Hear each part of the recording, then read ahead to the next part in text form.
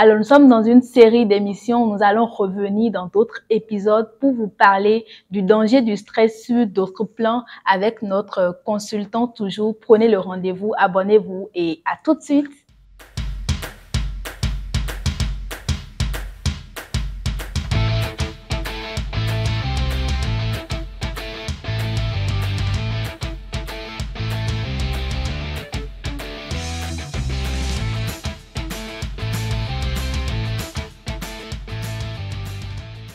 Bienvenue à tous sur ce nouveau numéro de votre émission, le stress chronique dans la vie du leader. Nous sommes toujours avec notre consultant en hygiène, diététique et nutrition, Monsieur Edouard Notaï.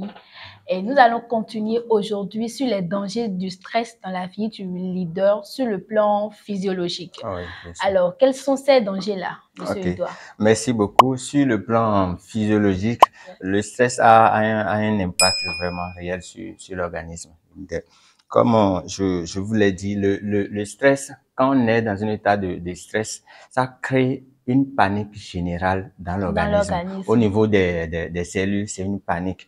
Il y a la confusion totale. Comme on sent un danger qui vient, on ne sait pas ce qui veut se passer. Donc, tout le monde est embrouillé, quoi. Vraiment, toutes les cellules sont embrouillées. Les messages envoyés au cerveau ne parviennent pas au cerveau. Maintenant, les demandes ne sont pas... La seule chose qui importe, c'est que il y a un danger. Les nerfs sont sollicités, les muscles sont sollicités et toutes les ressources sont envoyées vers eux pour pouvoir faire face au défi. Okay. Donc, dans cette panique, le danger, c'est quoi? Ça baisse notre système immunitaire. Parce que les globules blancs qui sont là pour pouvoir veiller à notre organe, dans cette panique-là, baissent les gardes.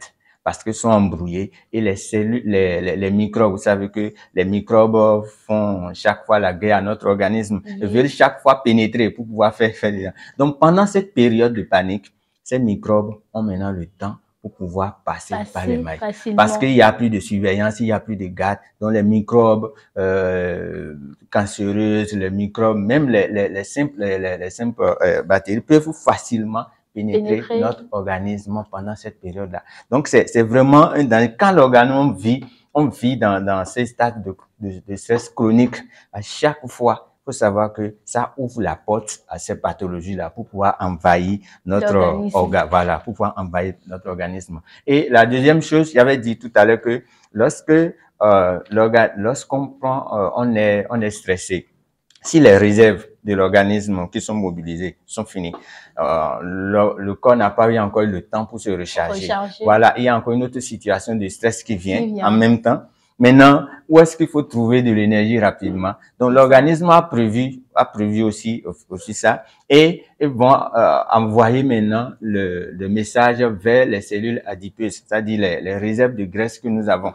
D'accord? Et ces graisses-là sont transformées rapidement en des corps cétonines. Ces corps cétonines, c'est comme du glucose que l'organisme va utiliser maintenant. Voilà. Parce qu'il n'y a plus de glucose, il n'y a plus de réserve. Donc, rapidement là. Mais quand il y a beaucoup de corps cétonines dans l'organisme, c'est encore nuisible pour le corps. Ouais, c'est encore nuisible. Donc, il y a toutes ces choses qui font que ce n'est pas, quand on vit le stress chronique, ce n'est pas du tout bien pour l'organisme. Oui.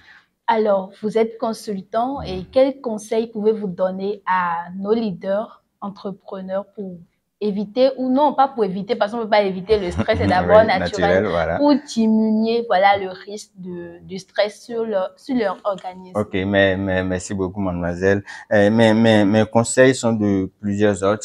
Je voulais d'abord dire que oui, puisque on s'adresse aux leaders. On s'adresse aux leaders. Et la première chose aux entrepreneurs, la première chose que moi je voulais dire aux leaders, c'est quoi? Pour ne pas vivre le stress chronique, c'est d'essayer de déléguer un peu les responsabilités. Voilà. Donc, parce que le leader il a de l'autorité, mais s'il veut exercer son autorité partout, ça crée du stress. Donc, il faut qu'il apprenne maintenant à déléguer un peu de son pouvoir. Et j'avais dit au début que le leader, il peut en même temps le manager.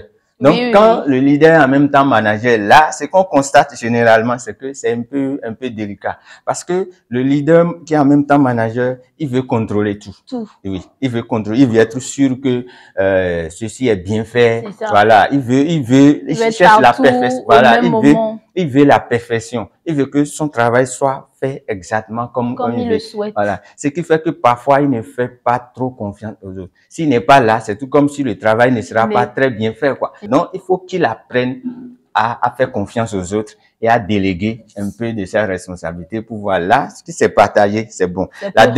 C'est plus relax. La deuxième chose que je voudrais dire aux leaders, c'est de compartimenter.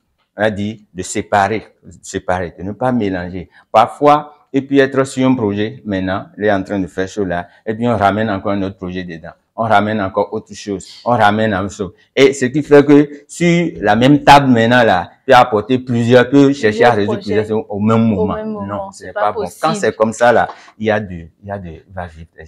Donc, il compartimente. Il sait que voilà, je suis dans ça là maintenant. Je dois aller jusqu'au bout. Il faut faire une chose à la fois. Voilà. Il va jusqu'à la fin, il finit. Il peut faire beaucoup de choses. Une entreprise peut avoir plusieurs projets, mais il faut faire une chose à la fois. Au moment où il est concentré sur quelque chose là, qu'il aille jusqu'au bout. Voilà. Parfois, il y a certaines personnes qui ramènent leur bureau à la maison. Oui. À la maison. Ils ont vécu le stress au bureau tout le temps. Mais quand ils vont rentrer encore, le travail qu'ils n'ont pas fini là-bas, là, ils ramènent ça à la maison voilà, pour finir. Là, or, là, ils ne séparent pas les choses. Et si c'est comme ça, là, donc, quand ils reviennent à la maison, il était patron au service, mais à la maison maintenant, sa femme veut le voir comme un mari, les enfants veulent le voir comme papa, voilà. Mais quand il ramène le bureau à la maison, c'est toujours l'entrepreneur ou bien le leader qui est à la maison. Donc, le papa n'est plus là, le mari n'est plus là, et là, c'est un peu compliqué. C'est un peu compliqué.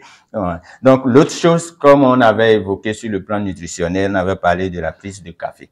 On avait parlé de café. Donc, il faut que vraiment ils réduisent maintenant leur consommation, revoient leur consommation de café pour ne pas créer tout le monde. Il y a chose là. Et prend le café de façon modérée. Il y a l'agence française pour la sécurité alimentaire. C'est une agence française qui s'occupe maintenant qui donne des règles sur la consommation d'un certain nombre de produits et qui a recommandé de ne pas dépasser 400 mg de caféine par jour. 400 mg de caféine par jour. Et de ne pas dépasser 100 mg de caféine par tasse. Ça veut dire que les 400 mg là, c'est pas à prendre en une dose. En une dose. Voilà. Donc, ça doit dépasser là, ces 400. Mais à une dose là, de ne pas dépasser 100 mg. Alors, nos téléspectateurs, s'ils auront le temps pour repartir les 400 mg en nombre de tasses, combien de tasses ça pourrait faire? Sinon, moi, je ne peux pas maintenant me mettre à mesurer, voilà, le Justement. Il faut, c'est que approximativement, ça fera combien de tasses? Tous les cafés, les marques de café ne se valent pas. Alors, c'est un peu différent. Si on prend, par exemple, le café Arabica, dans une cuillerée à soupe d'Arabica, ça fait environ 10 grammes. Et dans les 10 grammes là, on a 120 à 150 mg de caféine dedans. D'accord?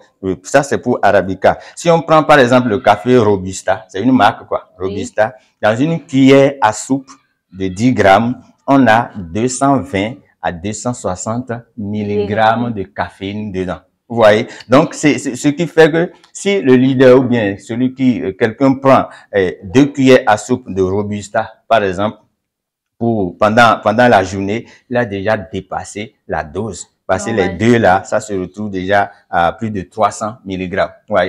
Maintenant, il peut arriver maintenant à longueur de journée qu'ils prennent plus de 2 tasses.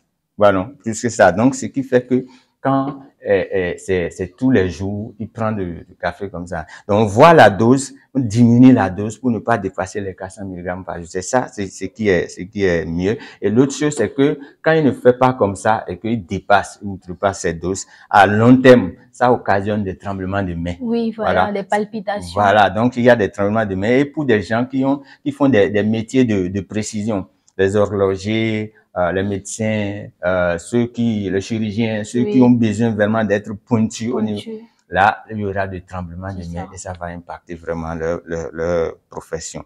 Donc, et en quatrième lieu, je parlais du sucre. Oui. D'accord, le sucre. Le sucre, j'avais dit que les gens mettent du sucre dans leur café. Il y a beaucoup qui font ça. Ils font. Vous savez, une cuillerée à café, la petite cuillère là, à café, ça fait 5 grammes. Vous voyez? Or, il va prendre encore d'autres choses, aliments où il y aura du sucre. Voilà. Or, le sucre libre, ça fait déjà 60. Or, l'OMS recommande de ne pas dépasser 25 grammes de sucre libre par jour. Or, à cause du café, et les 25 grammes là, ça fait environ 4 morceaux. Ça fait 4 morceaux. Ouais, de ne pas dépasser 4 morceaux de sucre par jour. Sucre libre comme ça, ajouté quoi. Oui, ouais. Oui. Donc, avec le café, facilement, il peut se retrouver à 60. L'autre chose que je voulais dire aux leaders, c'est de ne pas faire recours au tabac. D'accord, de ne pas faire recours au tabac pour pouvoir gérer le stress. Parce que nous savons tous les méfaits du tabagisme sur notre organisme. C'est vraiment important. Si vous êtes fatigué, reposez-vous. C'est vraiment important.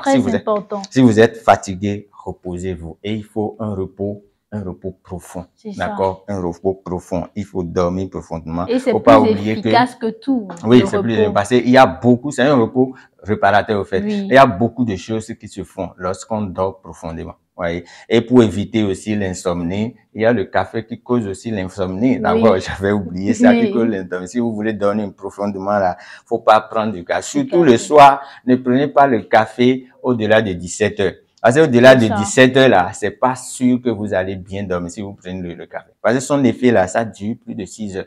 Voilà, plus de 6 heures. Donc, il faut dormir, il faut avoir un repos profond. Essayez de faire la méditation. La méditation, ça aide. Lorsqu'il y a le stress, le stress vient comme ça, vous commencez par méditer. D'accord? Vous réfléchissez à un sujet, vous lisez quelque chose, vous commencez par... Ça aide beaucoup à pouvoir gérer, Il y a maintenant un calme qui revient au niveau de notre organisme et les choses commencent par se mettre dans l'ordre, voilà. Et il faut manger, il faut bien manger, il faut manger équilibré. Ne prenez pas des choses de coupe-faim, vous prenez rapidement, 30 minutes après là, ou bien 1 heure après, vous avez faim. Non, il faut bien manger des choses qui contiennent des fibres. Ces choses vous donnent des réserves d'énergie pour pouvoir tenir longtemps. Voilà. C'est un peu quelques-uns de ces conseils que j'aimerais donner à nos chers leaders. Merci beaucoup, Monsieur Edouard, pour ces conseils. Je vous demande votre mot de la fin. Ok, merci beaucoup. Mon mot de la fin, c'est toujours de m'adresser à nos chers leaders pour dire que le leadership, c'est une bonne chose. C'est une bonne chose. Et Dieu merci pour les leaders, parce que ce sont les leaders qui concrétisent les rêves. D'accord? C'est eux qui amènent maintenant les idées deviennent réalité. D'accord? Donc, je remercie Dieu pour ce que chaque leader fait, mais seulement que ce désir de pouvoir concrétiser, d'amener les choses en réalité, ce désir il y a des dangers qui sont cachés derrière ça. D'accord, il y a des dangers qui sont cachés derrière ça. Et l'un de ces dangers, c'est le stress dont nous avons parlé. Nous avons parlé du stress et on l'a décortiqué de long en large. Donc, il y a le danger, il y a ce danger du stress chronique qui guette tout leader. Et les conseils que nous venons de donner, essayez de revoir ça. Et le quotidien de leader, ce n'est pas facile, mais si on essaye maintenant de revoir ces conseils, ça va beaucoup vous aider dans l'accomplissement de votre merci beaucoup. Merci beaucoup, Monsieur Edouard, pour ces conseils. Merci également à vous, très chers téléspectateurs, pour votre attention. Prenez le rendez-vous prochainement parce que nous avons encore de belles choses en vue pour vous. Prenez grand soin de vous et à tout à l'heure.